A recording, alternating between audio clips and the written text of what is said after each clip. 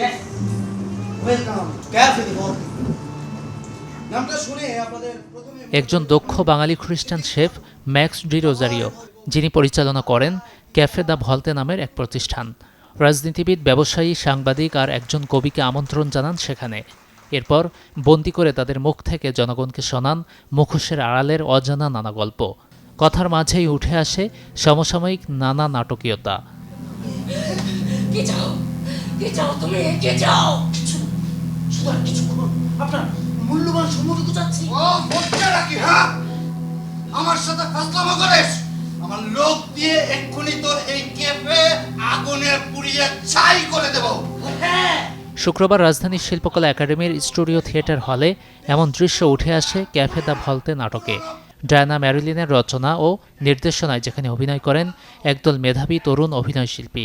পাকা খেলোয়াড় না বলে কেউ পলিটিশিয়ান হতে পারে নাকি? হ্যাঁ, আপনারা তাকে তাকে কি মজা দেখছেন? হ্যাঁ, নাটকটা মূলত আমরা চেষ্টা করেছি এখনকার সময়কে রিপ্রেজেন্ট করে এরকম কিছু স্টোরি, এরকম কিছু গল্প, অথবা কিছু কিছু গল্পের সঙ্গে আপনি একদম বাস্তবে ঘটে যাচ্ছে এরকম ঘটনারও অনেক মিল পাবেন।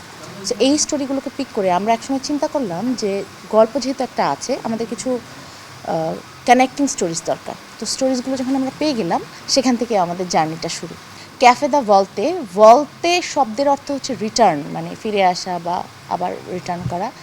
সো আমাদের যে গল্পটা সেটা হচ্ছে একজন শেফ ম্যাক্স ডি রোজারিও, উনি বাঙালি খ্রিস্টান এবং উনি খুব কামেল একজন শেফ, এবং তার জীবন ঘিরে তার ছোটোবেলা থেকে শুরু করে আমাদের একদম আমরা এখন যে সময়টাকে দেখাচ্ছি তার বয়সটা এই পর্যন্ত তার জীবনে ঘটে যাওয়া বিভিন্ন ধরনের ঘটনার পরিপ্রেক্ষিতে ম্যাক্স আসলে কোনো প্রতিশোধ চায় না, ম্যাক্স কোনো ন্যায় বিচারও চায় না, কিন্তু পরিস্থিতির চাপে মাঝে মাঝে আমরা চিৎকার করে উঠি যে আমাদের ভেতর থেকে যে চিৎকার, যে শূন্যতা, সেই রিপ্রেজেন্টেশনটাই আসলে আমরা এই নাটকে দেখাতে চেয়েছি, চেষ্টা করেছি, জানি না কতটুকু পেরেছি।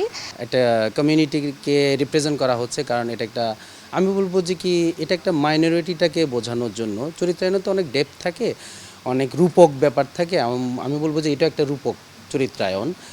আর শেফ বলতে আমরা রূপক, আমরা দেখতে পাচ্ছি এটা রেস্টুরেন্টে খাবার, কিন্তু সে আসলে এই গল্পের গাঁথুনিতে যে কথা, যে চিন্তার ভাব, সেখানে বিভিন্ন প্রতিনিধিদেরকে আনা হচ্ছে, রাজনৈতিক প্রতিনিধি, সংবাদ মাধ্যমের প্রতিনিধি, ঠিক আছে, মানবাধিকার প্রতিনিধি আছে, ব্যবসায়িক প্রতিনিধি আছে।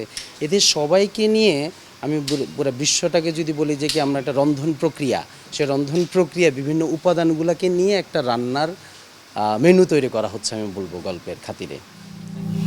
দিনের বৈরাগী হাতের কলম, বুঝলেন, একটা তালের ক্যাফেটেরিয়া খুলে নিজেকে বড় বড় শেফ মনে করছে।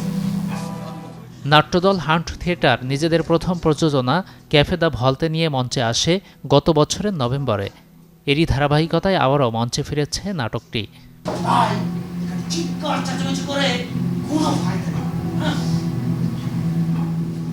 ক্যাফে দ্য ভলতের বিভিন্ন চরিত্রে অভিনয় করেন মোহাম্মদ শাহজাদা সম্রাট চৌধুরী, আবদুল্লাহ আল Jadid, Priyam Majumdar, Diana Marilyn সহ অনেকেই।